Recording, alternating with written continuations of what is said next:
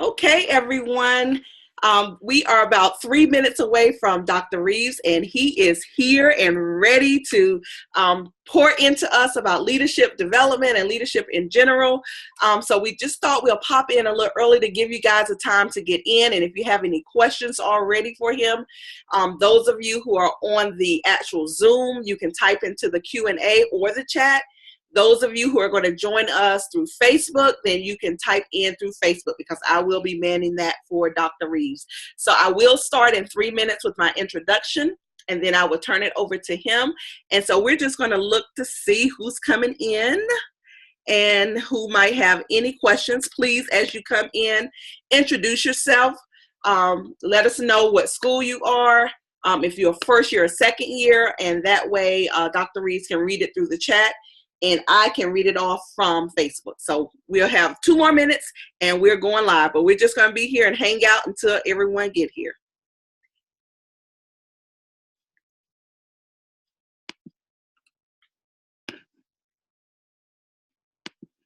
Okay. So guys, I hope you're excited because I am absolutely excited.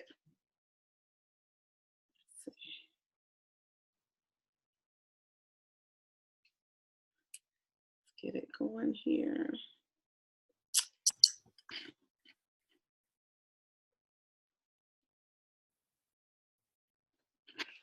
Okay. There we go.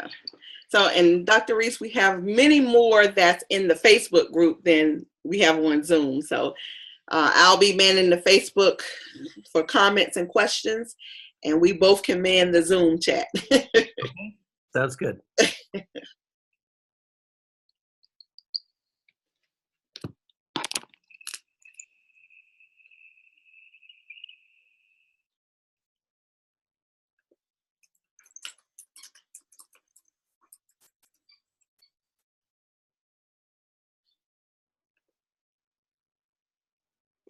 Dr. Porter, let me ask you a question. Are some of these participants also working on their doctoral degrees? Yes, sir. Okay. Then I'm going to start with some support for that, and then we can go on to the interview. Yes, we do. We sure do. Oh my goodness. Okay, it is 7 o'clock, Dr. Reeves, and I'm about starting on time and ending on time. So first of all, I just want to say thank you so much. I reached out to you, asked you to share with our first and second year assistant principals. I so appreciate your eagerness to do so. You just do not know. Thank you so much and welcome. Well, it's my great pleasure, and I want the participants in this webinar to know how much of an impact you make. You know, there's 3 decades of research that says you can have the same per pupil funding, the same labor agreement, the same teacher assignment policies, but the leader makes the difference. And so God bless you for being willing to be the leader who makes the difference, because there's a lot of other variables we can't control, but what you can control is what you do.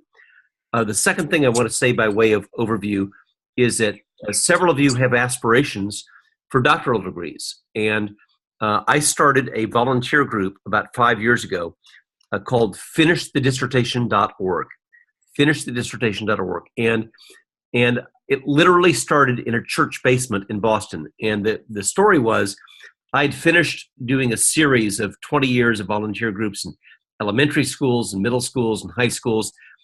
And I went to a friend of mine who I regard as a really good spiritual counselor. And I said, so what do I do next? And what he said was, you know what? Everybody wants to read to a 7-year-old. Nobody wants to read with a 45-year-old graduate assistant. So he said, you got to start, you got to help people finish their dissertations, because 69% of doctoral candidates never finish. So we started this group called finishthedissertation.org. It's free. It's non-commercial. I just before this meeting had a meeting with some people to say, what can I do to help you get across the finish line? And now we have people literally on every continent.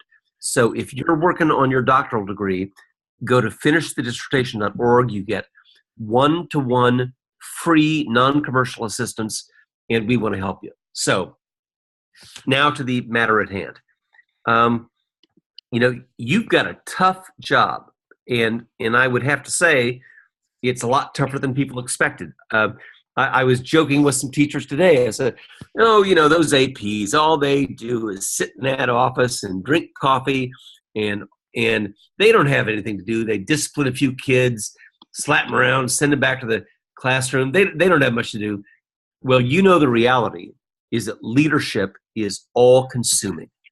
And the reality is leadership requires being fully present with faculty members, with students, with parents. It is simply exhausting.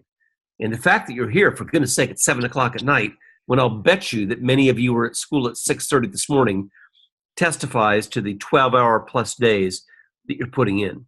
So what I'd like to put forth as a premise for our discussion this evening is, when you've got 1,000 things on your plate, what leadership actions most make a difference? So I'm going to put some ideas out there for you to consider, and then the rest of our conversation, I'm depending upon you to be interactive. So whether you're on Facebook, whether you're on Zoom, I'm depending upon you in a few minutes to tell me, give me a reality check. Yeah, Doug, this sounds good in theory, but it's not working for me. So I'm going to put these ideas out there, and then the rest of our conversation will all be interactive. So some big leadership idea number one is feedback. Now, we know what feedback looks like. I mean, for goodness sake, you've all been on the receiving end of feedback. Probably some feedback that you thought wasn't very helpful, wasn't very constructive. So the acronym I want you to consider is FAST, F-A-S-T, for fair, accurate, specific, and timely. Whether you're giving feedback to students, giving feedback to teachers, or anybody else, it's got to be fair, accurate, specific, and timely. That means, for example, when we say fairness, it's consistent. Think about those of you in secondary level, Friday Night Lights.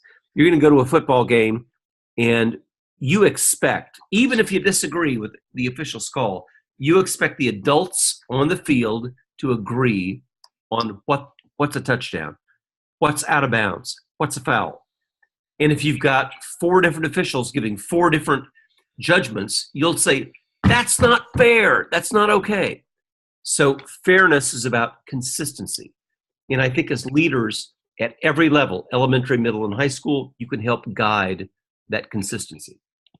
Next is accuracy. Now, you're in a big, complex urban system.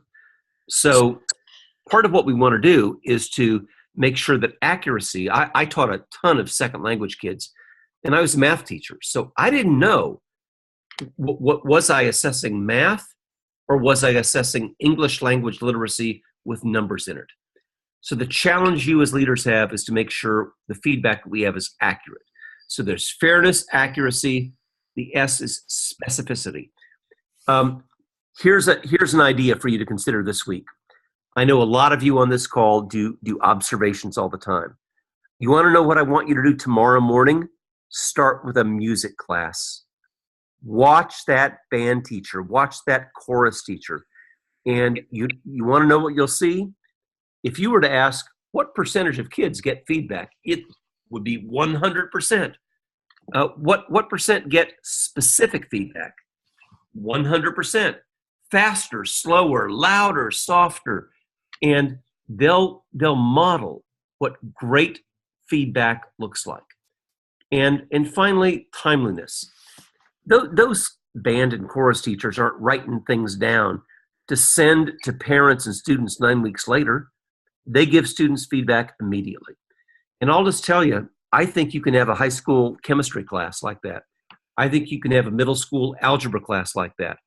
Feedback that is fair, accurate, specific, and timely. And so the first big idea for you tonight is feedback. You want to focus on something that really helps teachers and really helps you as a leader improve the quality of feedback. And so I guess the other thing that I would focus on is how do we encourage risk-taking among students? And I'm not trying to change the whole world here. I know there's lots of resistance to change, but we just finished. Here we are. We're in October. I'll bet a lot of you just finished your first marking period. And so we are at a crossroads right now. Is this first marking period going to be the academic death penalty for students? Well, if you messed up in September and October, you just can't recover. Because if that's what your grading system does, then I'll tell you, you're going to have some discipline problems in December and January you can't even think about. Because if their system is over, they can't recover. The only thing they have to do, that is the students, is to make your lives miserable. And they're creative. They're good at that stuff. So my plea to you is don't let the sins of September influence the grades of December. We've got to be willing to say, what do we learn? How do we show resilience? How do we show recovery and grit? And that's what really matters to these students. It'll help them in every level of school that comes next. And that means you got to absolutely hang tough in getting rid of the average. You cannot average the sins of September into the grades of December. Here's the analogy, and then I'm going to stop talking and listen to some of Dr. Porter's questions. Here's the analogy. Are most of your schools going to have holiday concerts in December? Dr. Porter, is that a fair question? Yes. Okay, so we got all these holiday concerts coming up, and you know what? They're going to be great. But here's my requirement to you. If you think that using the average is a good idea, then don't you dare clap for those holiday concerts in December. Because after all, those students made a bunch of mistakes in September and October. So whatever you do, don't clap in December, right? Because we can't reward them in December if they made mistakes in September and October. Now, if you think that is a crazy idea, you're right. But if you think that's crazy for the holiday concerts, then please, please don't punish them for their end of semester grades for the mistakes that they made in September. So I'm going to stop with that, 2 big ideas, and listen to Dr. Porter about questions that you've got. But I need to, you're muted, Dr. Porter. Oh, I'm sorry. Okay, can you hear me now? Yeah, yes. Okay, so the first question is, in your book, can you see me? I think I hit myself. Let's show my. Yes, I can see. Okay, so in your book, From Leading to Succeeding, and chapter 3 is focus. And so you really talk about the matrix, the implementation matrix, actually, where you talk about leading, investing, the weed, and evaluate this part. Yeah. Can you talk a little bit about that for us? Yes. So this is really interesting. So first of all, I just want to say there's no judgment, there's no blame when people adopt programs, oftentimes funded by grants. For goodness sake, for the last 16 years, it's here a grant, there a grant, everywhere a grant. We all pursue those things. But the truth is, it leads to fragmentation. So what I tried to say in that chapter was, in a study of more than 2,000 school plans, when you focus on 6 or fewer items, you get dramatically better student results. And those schools that try to pursue many, many different grants wind up with lower results. Now, here's the other complicating factor, Dr. Porter, that I think is really worth considering. Who is least likely to have high focus? High poverty schools, high ESL schools, high special education schools. And there's no malice here.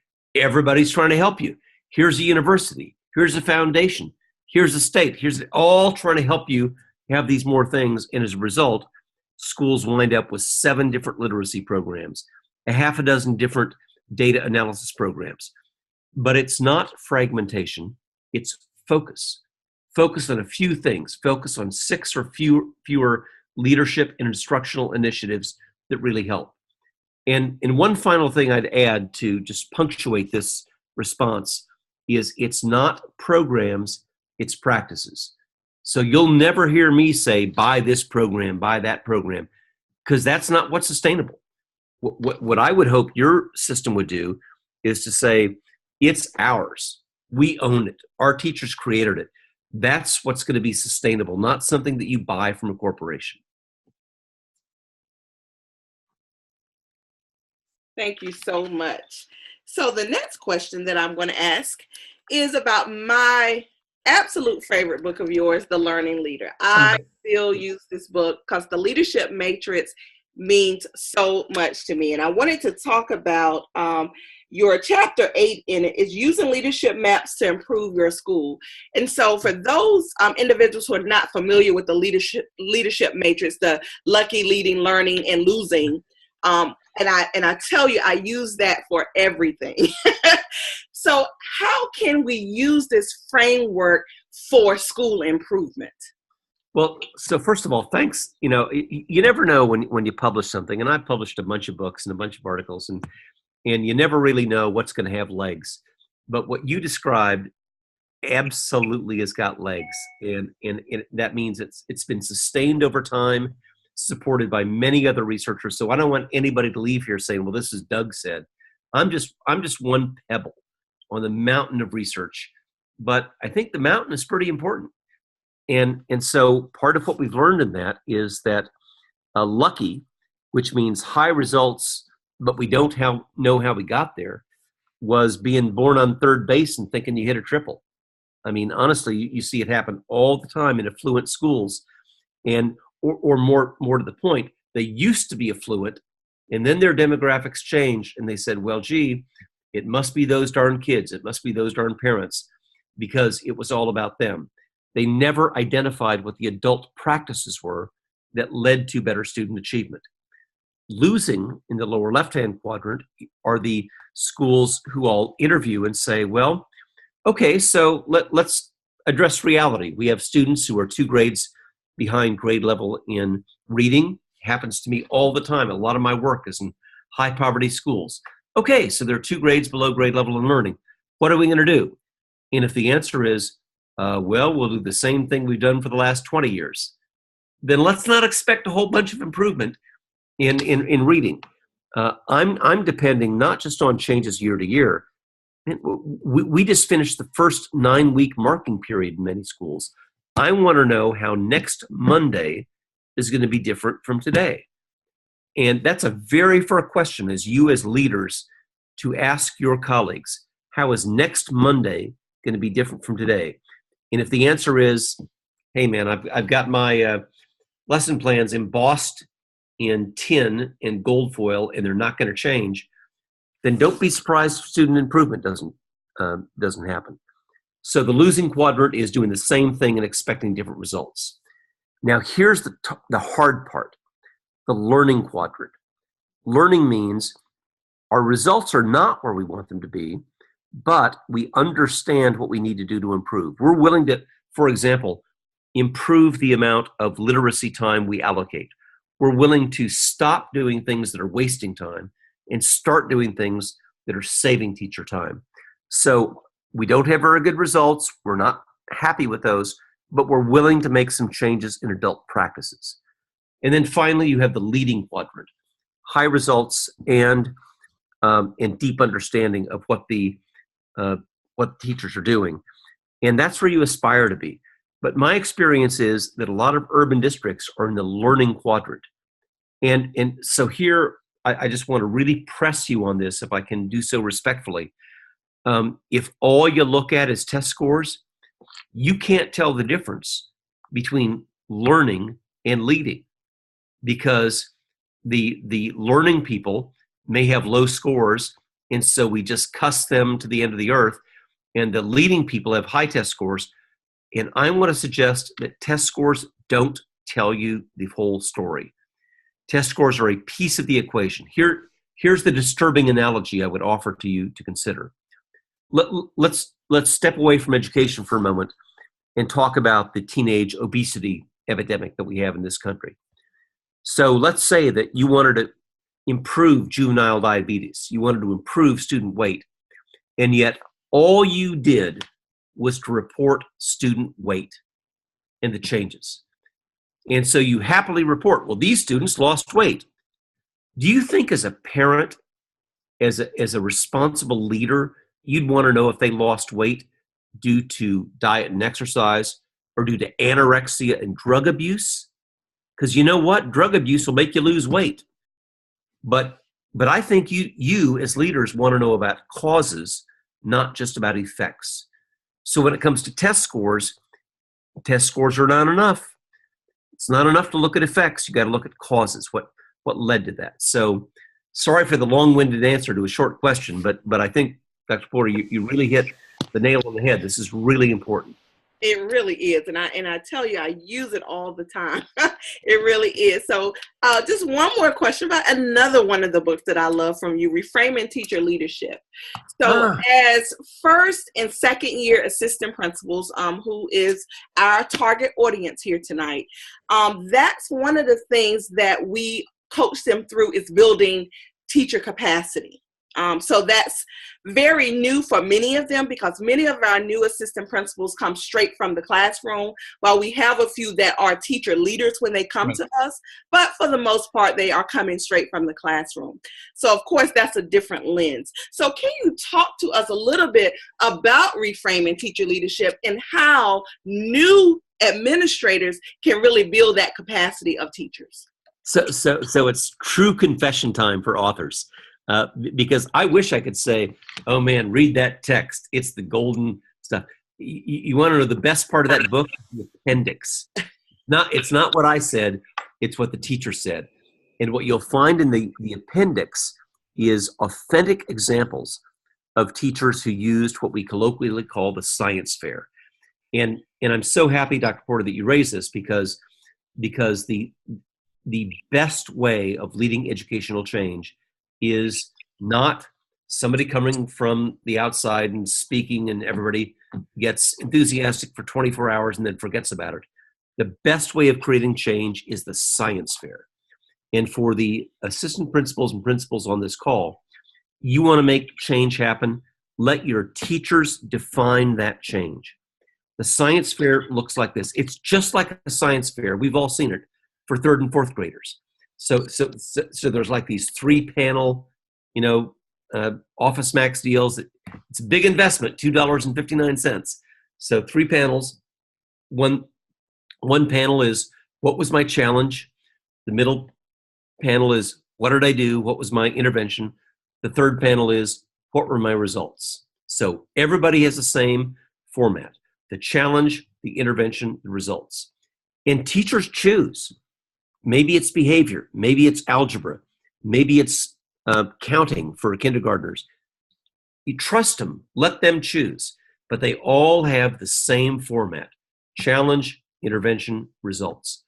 And what has been so great about the aftermath of that book is that change doesn't happen from the outside in. It's not the inspirational speaker coming to talk to everybody in a dark auditorium. It's not the commands from a hierarchy.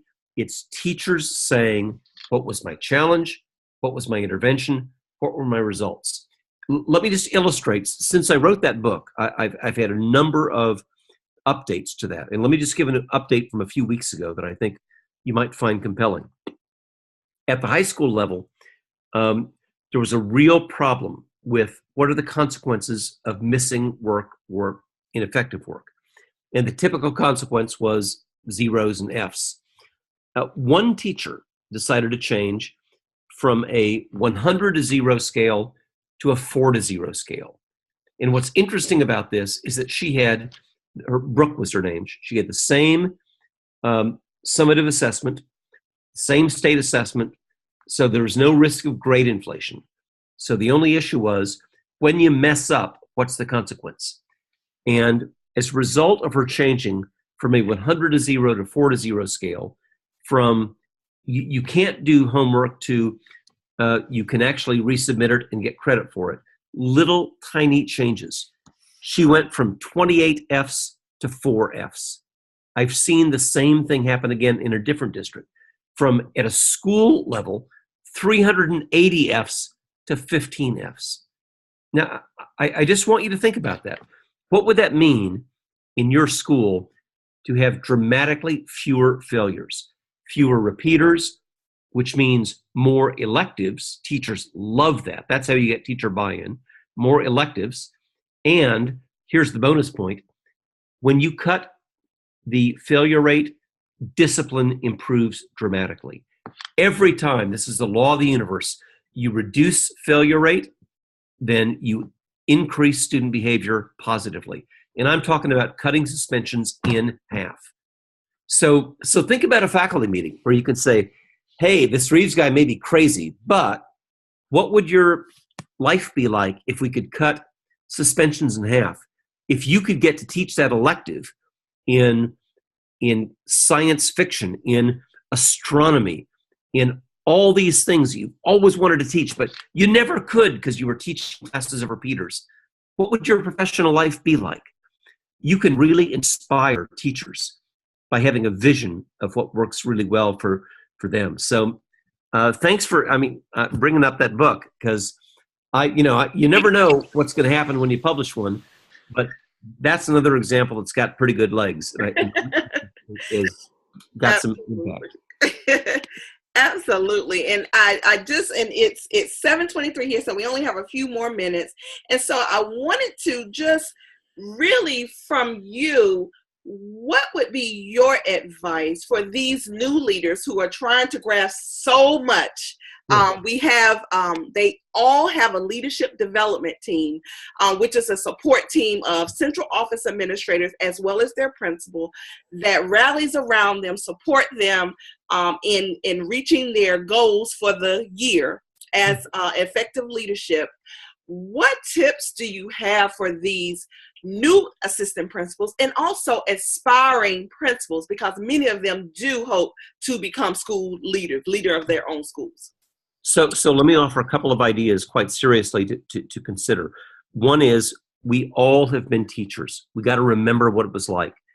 And what drives teachers crazy is to see an administrator who on Friday was on the teacher side and then on Monday was the adversary. So we got to start by saying, look, we're all on the same side here. We all care about student success.